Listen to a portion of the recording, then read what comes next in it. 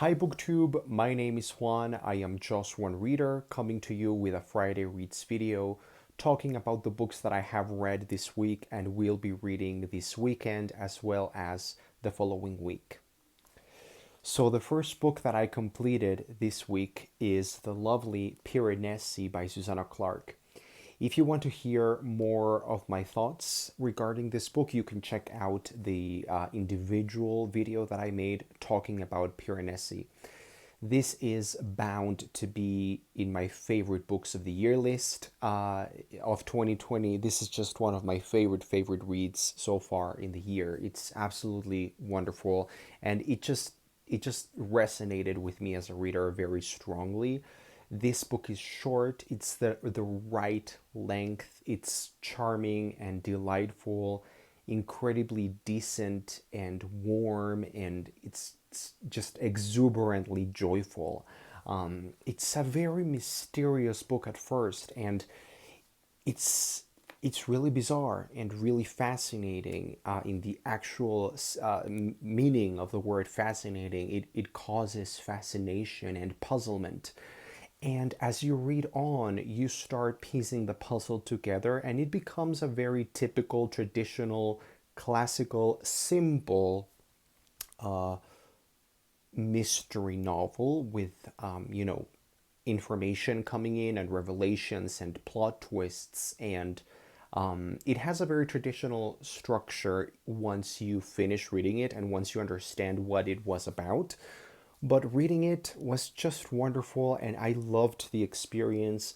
I found this book just very charming and delightful and warm and cozy and decent. I just really liked this book, and I gave it 5 stars. I just think it was much better than anything else I've read by Susanna Clarke. It's very different to Jonathan Strange and Mr. Norrell, even though thematically it is quite similar, because you can see that there are some issues that Susanna Clarke is interested in pursuing, so you can see that.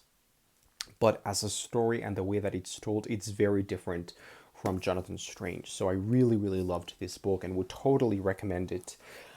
Then I read La Ciudad de Vapor. This is a posthumously published short story collection by Carlos Ruiz Zafón, one of my favorite authors in the world. He was the author of The Shadow of the Wind, the Cemetery of Forgotten Books series, and I just love him. And he very recently died, and this was just now published. So it's a posthumous collection of stories.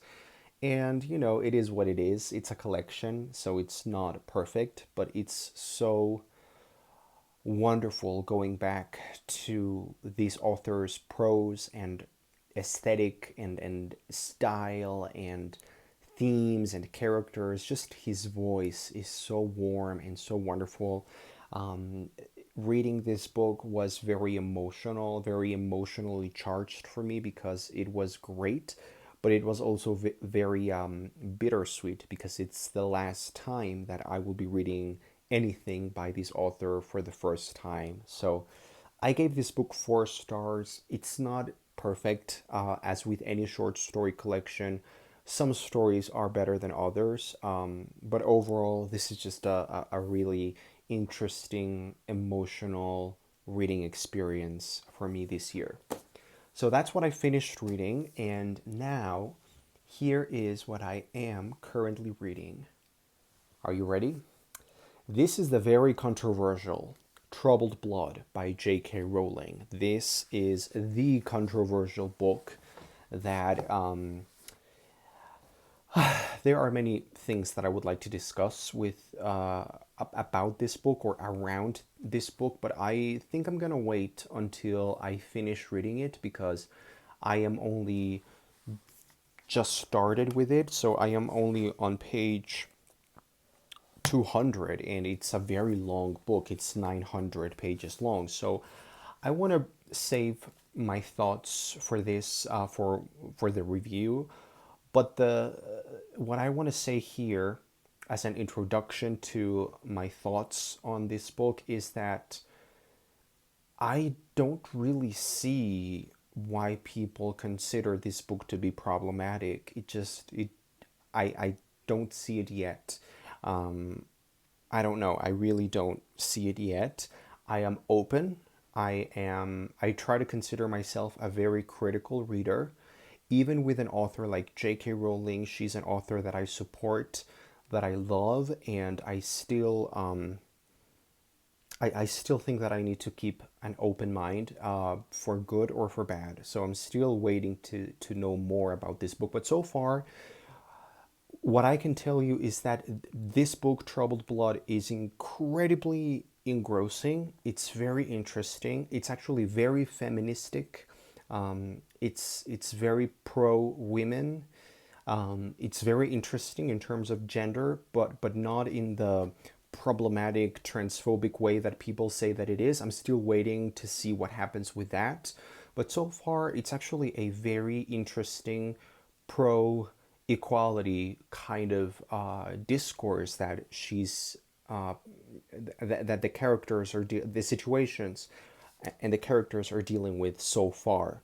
That's what I can tell you, but I am still open. I'm still waiting, and I'm keeping my mind open and see how it develops.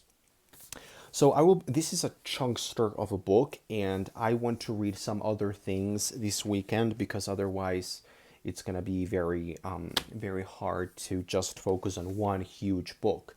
So I want to read Wake Up by Piers Morgan. Piers Morgan is a British journalist. He's very popular and unpopular as well. He's famous and infamous. I find him quite obnoxious and sort of unlikable sometimes, but I do agree with most of what I've heard him say ideologically. He is, at least from what I have been able to see, he is very much for free speech, and he's a very critical person, and he's not buying into the whole woke culture and cancel culture and these very controlling ideological tendencies. So I really agree with most of what I've heard him say. The way that he says it can be direct and sometimes aggressive, but I think this book will be interesting to read just to see what he has to say. Let me read the back of the book for you, because it just really appeals to me as a reader and as a person and as an analyst. So, this is what he says. If, like me, you are sick and tired of being told how to think, speak, eat, and behave, then this book is for you. Yes, 100%. That's me.